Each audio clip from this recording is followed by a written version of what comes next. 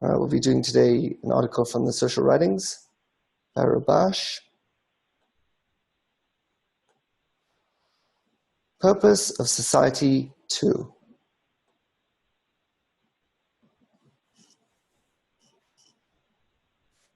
Annulment is expansion.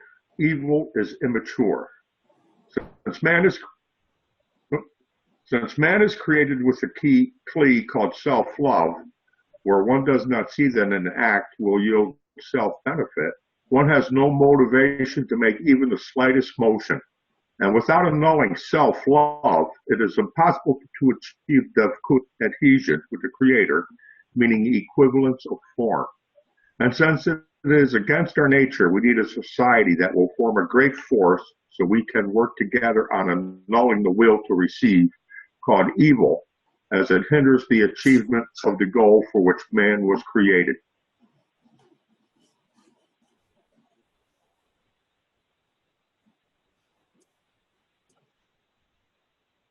Merit are discernments, faults are experiences. For this reason, society must consist of individuals who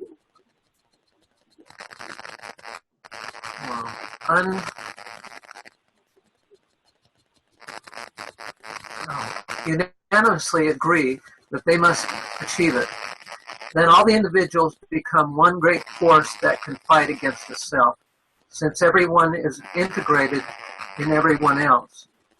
Thus, each person is founded on a great desire to achieve the goal. To be integrated in one another, each person should annul himself before the others. This is done by each seeing the friend's merits and not their faults. For one who thinks that he is a little higher than his friends can no longer unite with them.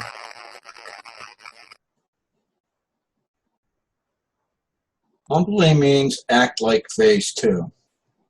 Also, it is important to remain serious during the assembly, so as not to lose the intention, as it is for this aim that they have gathered, and to walk humbly, which is a great thing. One should be accustomed to appear as though one is not serious, but in truth a fire burns in their hearts. Yet to small people during the assembly, one should be wary of following words and deeds that do not yield the goal of the gathering, that thus they should achieve Devakut with the Creator, and concerning Devakut, see the essay Matan Torah. The result of crossing the barrier. To correct that, the world had to be created. Olam, world, means helem, concealment, so that delight and pleasure must be concealed. Why is it so? The answer is for fear. In other words, it is so that man would fear using his vessels of reception called self-love.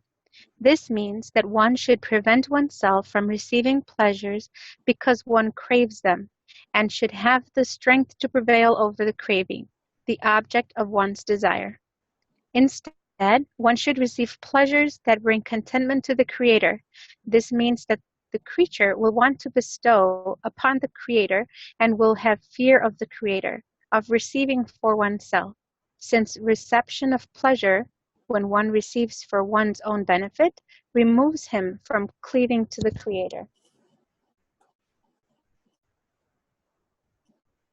An invited guest will not notice their nuances. But when one is not with one's friend, it is best to show nothing of the intent in one's heart and appear to be like everyone else. This is the meaning of walk humbly with the Lord your God. While there are higher interpretations of that, the simple explanation is also a great thing. Hence, it is good that there will be equality among the friends who unite, so one can be annulled before the other, and there should be careful watch in the society, disallowing frivolity, since frivolity ruins everything. But as we have said above, this should be an internal matter. But when there is someone who is not from this society, no seriousness should be shown, but to equalize with a person who has just come in. In other words, avoid speaking of serious matter, but only of things that suit the one who has just entered, who is called an uninvited guest.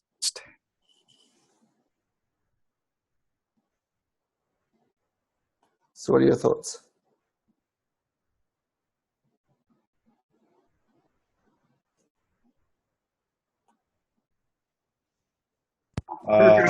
I love this last slide, of course, this uninvited guest concept. I love it.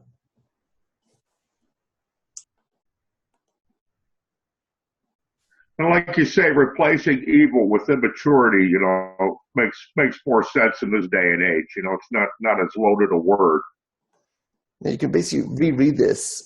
Like, that's why I wrote the thing at the top. Like, if you reread this with an Almatis expansion, evil is immature, it makes it much more easier to understand what it's talking about.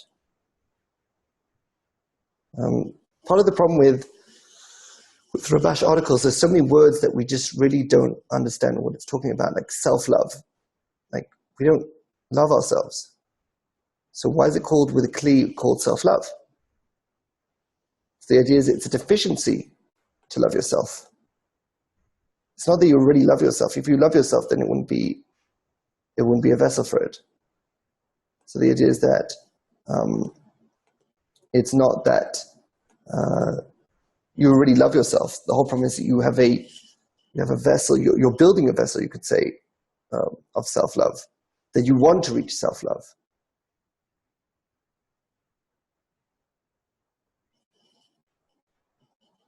So how does the concept of expansion of himself to the others, but then you have to see the friend's merits and other faults? It's pretty much see your own greatness. So it is, if you go to the merits are discernment and faults are experiences. What's the difference? When I'm looking at a friend and I'm seeing his faults, what am I seeing? I'm seeing his experiences. I'm saying, oh, look, he's an idiot. Or I look at him and it's like, oh, he's a crazy person. I'm looking at the experiences. I'm not collecting discernments from the situation. So to have merit, to give a person merit, you're saying, you're important enough for me to use for my advancement. That's seeing the merits in a friend, seeing the discernments. How can I use this friend to actually advance with? Right? So I'm seeing him as part of my advancement. So he's got merit in helping me advance. But if I'm just seeing the faults, I'm just seeing the experiences. I can't make the discernments on it. I'm just seeing what he's like in reality, just like anybody else. And I'm not able to raise it to a degree of discernments. So it's not talking about if you see the friend as good or bad, or if he's, let's say for example, someone says an immature concept. It's not that if you see the merit, you're saying, oh, he didn't speak an immature concept, he spoke a mature concept. No. And the fault is that you're just seeing the experience. That you're just seeing, oh, he gave an immature concept. That's seeing the fault in the friend. Raising it to merit is saying, okay, this immature concept, what can I do with this? Can I clean it? Can I invert it? What can I learn from this? So you're taking the friend's experience, right, which was a fault because it was an immature concept, and you're raising it and saying, no, it wasn't just that. I can actually use this for my advancement. So you're seeing merit in the friend. You're saying he can actually help me advance. And this is what expanding yourself is? Exactly. Expanding yourself is using your environment to grow instead of just using yourself to grow. So we have a tendency to think, oh, I can do this by myself. Let's say, for example, there's a question like, you look at something and like, do I actually love myself or not, right? So the first response would be, oh, now I'm going to go inside myself and start, asking myself that question and discerning and really going inside myself, right? That's called self-love. You're trying to, in your current degree, figure out how to advance. You can't. You're basically stuck in a self cycle. You're stuck in self-love. You're in this, this closed circuit, right? Short circuiting, basically. What do you have to do? You have to connect to the environment, right? Which actually provides that tension, that resistance. And then you can have a real circuit, a full circuit, where the discernments aren't just trying to go inside you, but you're using the environment to show you experiences so that you can collect from them discernments and then bring yourself to a high degree, and then you can do that whole cycle every time, and that's how you advance quicker. But if you're just digging inside yourself, you'll never actually advance from that. And this can even be done outside of the group? This can be done outside of the group as well. So I'd say the group is used for cleaning concepts mostly, and that emotional security, you could say. confidence. But then you go out to your normal life, even in phase one, and you can see so many experiences that you can collect discernments from. It's basically the degree of the people that you're dealing with is more about the feedback than the actual experience. So the experience, you can actually go to phase one and see a very important experience. But you can't then interact with them. You can't go to your boss and say, why were you acting like an idiot? Like, I'm trying to discern this, and I really want to understand, why are you fighting yourself? Like, why are you saying one thing and saying another? Can you explain to me your thought process? You can't do that. So what do you have to do? You go to someone in phase three, and with them you get this feedback, right? Or in phase four with the individual, you can get even more feedback, right? But you just can't do that if you're on with phase one. You can't go to your wife or your girlfriend and start saying, why were you contradicting yourself? It's very weird that you do that. Do you want to share with me your inside information? It's like, I don't think that would work well. So it's more about a response. It's Fight Club. It's Fight Club. We got to keep it here. Yeah, well, the reason you keep it here is because you're actually going to get a response. Other places it will just be trouble. Exactly. Yeah, they don't know that. They're still at their basic perceptions and perspectives. It's impossible for them to know. Exactly. Isn't it your own inner dialogue, though, really, that's happening? So you wouldn't talk to somebody else in, phase one. You would have that dialogue yourself. Yes, you would have the dialogue yourself. But the idea is that you, once you've had that internal dialogue, you'd go again to the environment again. Like, the idea is that the more you include the environment in your inner dialogue. Maybe let myself think. What was that? I'm saying the more you include the environment in your inner dialogue, the quicker you advance. And the more you try to have your inner dialogue with yourself alone, then the slower you advance. So I shouldn't be afraid of asking? No. It's not talking about speaking with them. It's about including them in the process of, think of it like this. Let's say I'm dealing with, let's say, pain point, right? And let's say my pain point, because I'm Avram. Let's say, no, I'm Yitzchak. Let's say you're Avram, and your pain point is the supporting environment, right? So one way would be to have an inner dialogue of, why is that my pain point? Do I actually have unsupportive environments in my life? Let me think, let me discern. That's an inner dialogue. Instead of that, raise that as a question, and then go to your environment and start seeing, how is your pain point manifesting in the environment? That means, am I constantly attracting situations where people are not supporting me? It's so much more. This path is very experiential. It's not just. Yeah, I can add to that. Actually, it occurred today. You talked about Abraham and the environment. So the environment appears to be, doing counter to, support, being counter to appearing supportive. So depending on your phase, you have to determine internally what the battle is. And I guess for me, at my phase, I decided it was the ego wanting to retain control and not separate, which is what my goal might be in my phase. So I worked with it and I battled with it, and I was able to connect with a friend here today, and really we just went through the dialogue together, and I expressed that that's what I felt it was. It was the ego not wanting to let go and separate. And it seemed, and then, she had responses as well. And then it seemed like after that dialogue, suddenly there was a resolution, and that resolution seemed to just alleviate everything. Everything just lifted, the pressure lifted, and actually the corporeal situation lifted. And you could notice that you didn't actually have to interact with the corporeal situation itself. Exactly. I didn't have to interact with it at all. Exactly. So the idea is that the corporeal situation is basically passive. It's just a result. So you observe it, right? You're experiencing it, you have to experience it. Then you observe it from the side. You go to friends on the path to actually help you with that inner dialogue, right? And then you see the result in the experience again. And during the actual experience, you just absorb everything. Yeah. Like water. Yeah, you just up from the side and just like you're like there's a difference between playing a chess game and being an observer watching people play chess. So it is you have to be both. You have to be the person playing the chess game and then sort of pause the game, go outside and say, why did he make that move? That's a stupid move. But you're the one who did it. You know what I mean? Like you're basically becoming the observer and the player at the same time. In recognizing your phase and really getting a clear that concept really clean of what's in that phase is important. It was important for me in this today.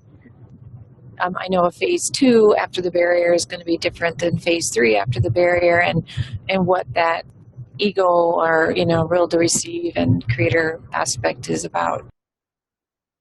The difference between, you could say, before the barrier and after the barrier is before the barrier you're having to imagine what the creator is manipulating. You can't actually see yourself because you're in that concealment. And then after the barrier you're actually able to see the connection points of how your desire dictated the experience itself.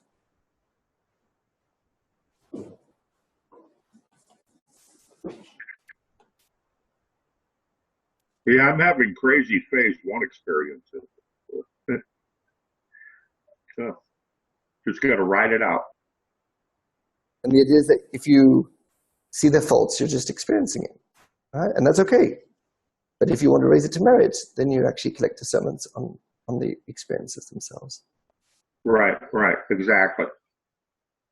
But show a little mercy to them too at the same time. But how can you get to when you receive very strong emotions? How can you detach from that? I mean, all me as an Abraham, all that I know how to do is just shut up and just be like this, and just to control myself. So then collect the discernments after the situation. Right? The idea is that, and that's definitely before the barrier. That's all you can do. It's after the barrier that's where you can experience both those situations simultaneously. But before the barrier, you're basically either in one or the other. You're either the observed or the observer. And then after the barrier, you become both. While you're, let's say, being told off, you're observing at the same time. Right? So your body might be stressing out, but your mind is just totally lucid. And it's like, oh, look at that guy shouting at me. That's a Yosef. He's probably in this stage. Oh, he's in that phase. He's experiencing this. That's why he's doing that to me. Why am I, inviting this situation to me? Oh, yeah, I was actually thinking beforehand what article to write. Oh, they've given me a great idea of what article to write. At the same time that I'm, shaking because I've been told off. Yeah, that's the crazy part about it is because, at my current state, I'm seeing it as a negative thing, right? Somebody getting up in my face, barking at me. But like you say, you're at that point, even now I can, as you say, I can be one or the other, but not both at the same time. So, like being in the moment there is, and being able to discern it as you do is, that's something to look forward to. And that's why before the barrier, going above your ego is an action. And after the barrier, going above your ego is a state. Like Gabriel, my event the other morning, with the person, I come out to my truck, I'm on my way to work, and there's a young drunken man in the passenger seat of my pickup truck, and he's covered in vomit, and there's vomit over the interior of my car. And it's, of course, at first I'm like shocked and, like yelling at him, but then later, I was able to discern, but I could not do it both at the same moment, you know what I mean? I didn't have him arrested, I didn't beat him up, even though he was taking swings at me as I dragged him out of my truck, but that was my lesson, that I guess I arranged for myself, right? Exactly. So the idea is that that's after my the barrier, eye-opener from that day. You know what I mean? The idea is that after the barrier, you're able to observe while it's happening. But still, we would still be attracting these what would seem unpleasant situations for ourselves. You created Yokanan's wife yelling at you, right? Exactly. But you didn't know you were creating that until it was occurring. Yeah, but I would say like it this. It was like a surprise, right? Well, yeah, it was actually a surprise, but the idea is that you sort of are happy with it. Right. Could you imagine that now? Me finding the guy covered in vomit with vomit over my truck, and I'm happy. Oh, this is cool, man. Right? Guys taking drunken haymaker swings at me, I mean? Hey, chill out, bro. No, that's amazing. Yeah. I mean, that's an incredible level of perception, The idea is that when we're reading Rabash articles, it's very important to raise it, you could say, to a more structural, scientific point of view and get out of that moral point of view. So normally what happens when we read Rabash articles, we read them as moral articles, and they're not. They're advancing articles. They're in the work articles. They're not trying to tell you how to be a better, nicer person in phase one. It's not trying to teach you morals. It's trying to teach you how to advance. And you have to see it that way. And that is why it's best to try to take the moral words, like, for example, merit, faults, evil, and convert them into more structural words like immature, discernments, experiences, and so forth. Yeah, exactly. And so I guess at that moment when I come down to my truck and see this vision before me, that's the moment of truth there, where I'm at, right? Exactly. That tells me exactly where I'm at, the way I reacted. And I was like screaming at the guy. He's like drunk and comatose, covered in mess, I'm like, telling him to get out, using New York vulgar expressions, Not to physically drag him out, because I don't want him in my truck anymore. Could you explain the paragraph where it says, also it is important to remain serious during the assembly, as not to lose the intention? Yes, I can show that. You want to reread it? Yeah. Go for it. Okay. Humbly means act like phase 2. Also, it is important to remain serious during the assembly so as not to lose the intention, as it is for this aim that they have gathered. And to walk humbly, which is a great thing, one should be accustomed to appear as though one is not serious, but in truth a fire burns in their hearts. Yet, to small people, during the assembly one should be wary of following words and deeds that do not yield the goal of the gathering, that thus they should achieve devothood with the Creator. And concerning devothood, see the essay Matan Torah.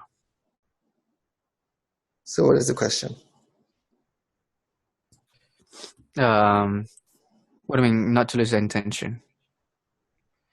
In this case, when well, you're in a phase 2. Well, the idea is that what is the intention of phase 2? To reach love of friends. Yeah, externally love of friends.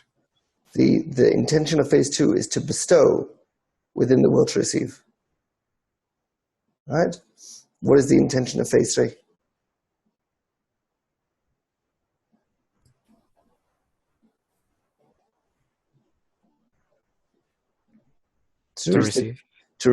To receive the quality of bestowal. Right? So phase 2 doesn't want to receive the quality of bestowal. Phase 2 wants to bestow in the quality of reception. Right? And in phase 3, you actually want to receive the quality itself of bestowal and bestow within the quality of bestowal. So you want to receive within the quality of reception, and you want to bestow within the quality of bestowal. So the idea is that when you're in phase 2, you basically have to act like phase 2 and say that you want to be like the Creator, which means bestowing in the will to receive, and not tell them that you actually want to become the Creator, which means that you want the quality of bestowal itself, and then bestow from within the quality. Okay, and when you're in phase 4, But in around phase 2, what is the process happening inside of you? So it is that when we're talking about the phases, we're talking about not where you are, but in the environment you're in. So this is saying when you're in a phase 2 environment, act like phase 2. It doesn't matter where you are. You could be before the barrier or after the barrier. The idea is you're still being humble in a phase 2 environment and acting like the rest of them. You could be in any degree. What fire burns in your heart? Exactly.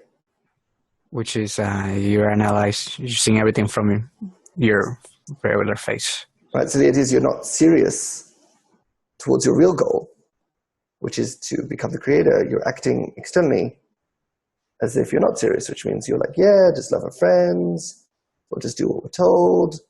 And there's no, but inside, right, you have fire burning in your heart, which means that you actually want to receive the quality of bestowal and not just, be kumbaya. That's in phase 2, you do the kumbaya. Phase 3, between concepts. Exactly, and it's very important to respect phase 2. And not because of moral or ethical reasons, it's just if you don't, you'll get thrown out. Yeah, it's scientific, actually. Exactly. It's to not work within the process and the system. It's not like, oh, they deserve to be respected or anything like that. You respect the phases, otherwise you get the consequences. If you don't respect phase 1, you'll get thrown into jail. Yeah, it's nature. It's immutable laws. Exactly. That's the science of it. Exactly. It's cause and consequence. So it says one should be wary of the words, and these are that do not yield the goal of the gathering. So I would just say, let's just do kumbaya. Yeah, you basically support them. You're not trying to raise them. Mm-hmm. The goal is not to raise a phase 2 group to phase 3. Right? If anyone's going to advance, it's individuals. Okay, but then, for example, what if I'm reading a Rabash or the Zohar or something with a phase 2? What am I doing there? And am I trying to instill, a little bit of higher understanding on them? No. You're acting exactly. That's what it means to be humble. You're acting exactly like you would do when you were in phase 2. Then what am I doing it for? Okay, the difference is that you're collecting discernments for yourself. You're not trying to change them. The experience that I'd say like this: phase 1 and phase 2 are passive experiences for your advancement. Phase 3 and phase 4 are active experiences. You can actually talk with people.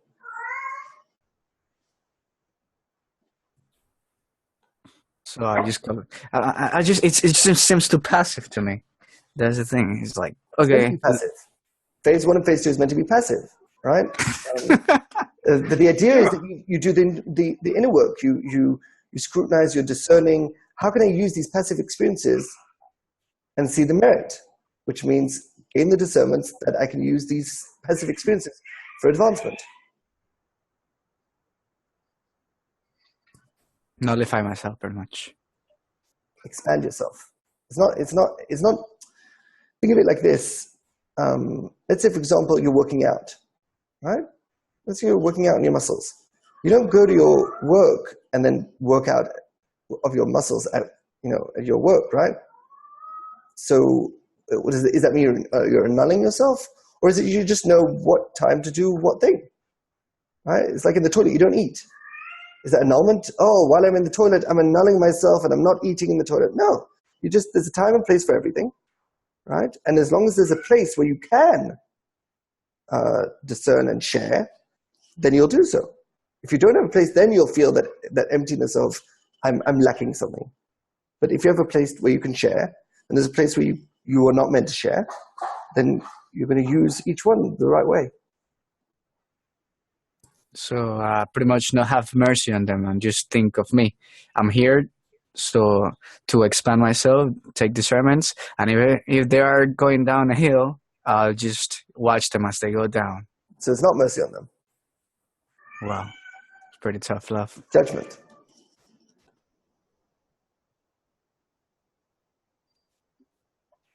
There is none else besides him. Yeah. Who is he?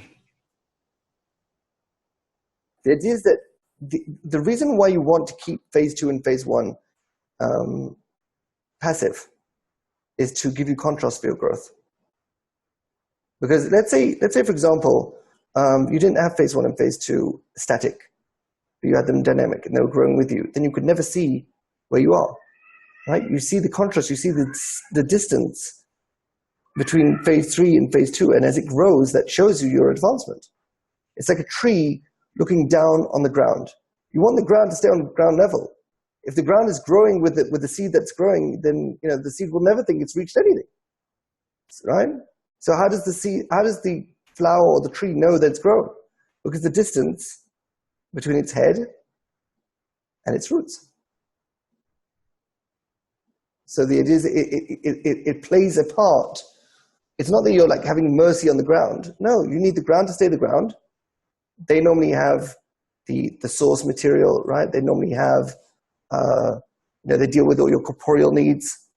So you want to have, it's called your legs on the ground and your head in the sky.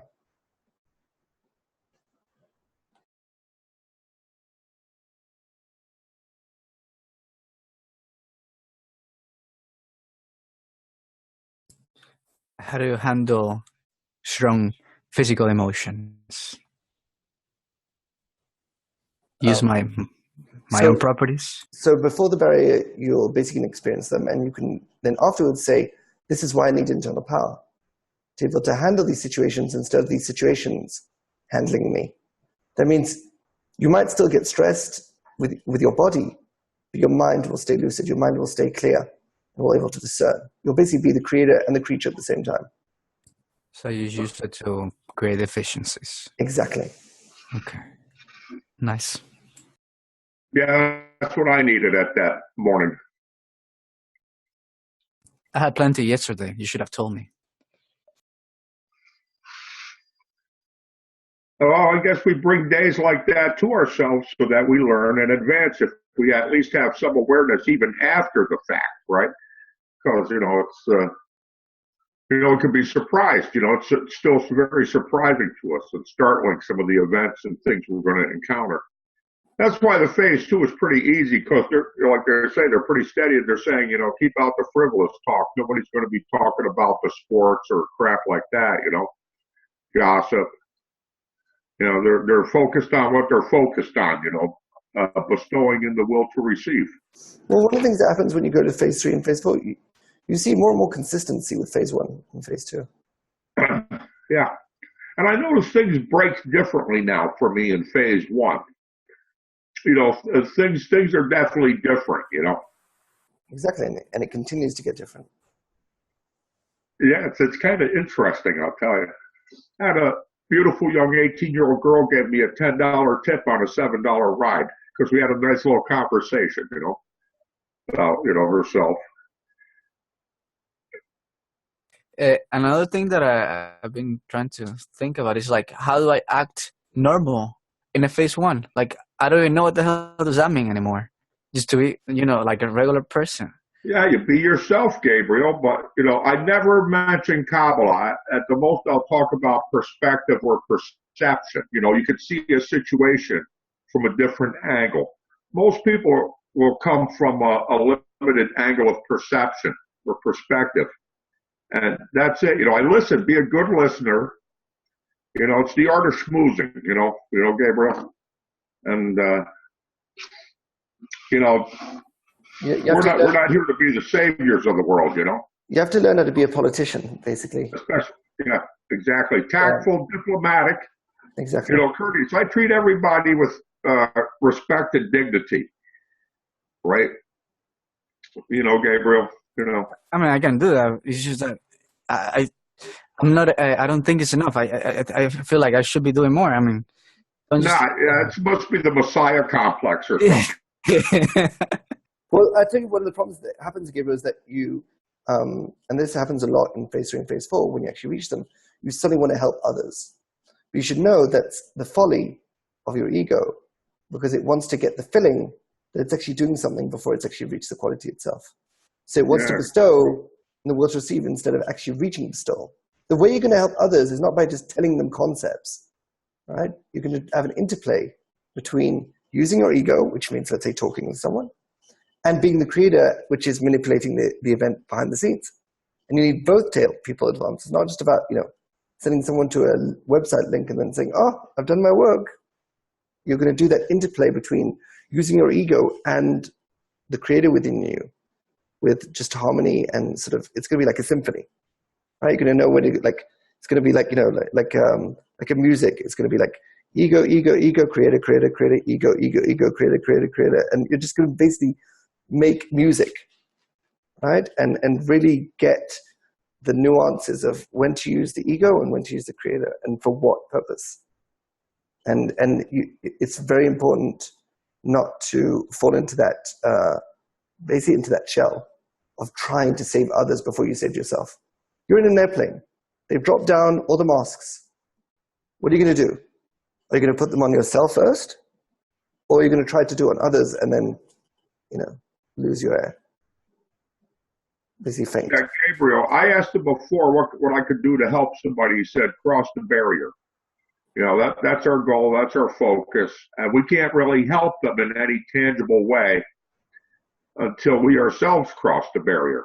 Exactly. It's like, how are you going to give them power if you don't have power? Yeah, that's it. You know, but it's good you got that in your heart. You want to do that, Gabriel. You know, that's one for you. The idea is to if you have that situation, you have to convince yourself why to delay. It's called the power of the goal. Balasalam talks about it, I think, in the article, the quality of the wisdom in general, the quality of the wisdom of him in general, where he says that the difference between those that succeed and those that don't are their ability to delay the reward. So our first response when we get something is like, oh, I'm going to share it to everybody. I'm going to post it everywhere. All right? I'm going to go to every forum and shout it, everywhere. It's like, calm down. No. You first need to grow, gain experience, and then you can go back and actually have something to give instead of trying to convince everybody in a concept that you don't even understand yourself. And you can try it out. You think you can do it? Fine. Try to go to someone and explain them a concept and see how you survive in the onslaught. And some person might say, "Oh, I don't agree with you," and it's totally fine. It's experiential. Go test it out and see the response.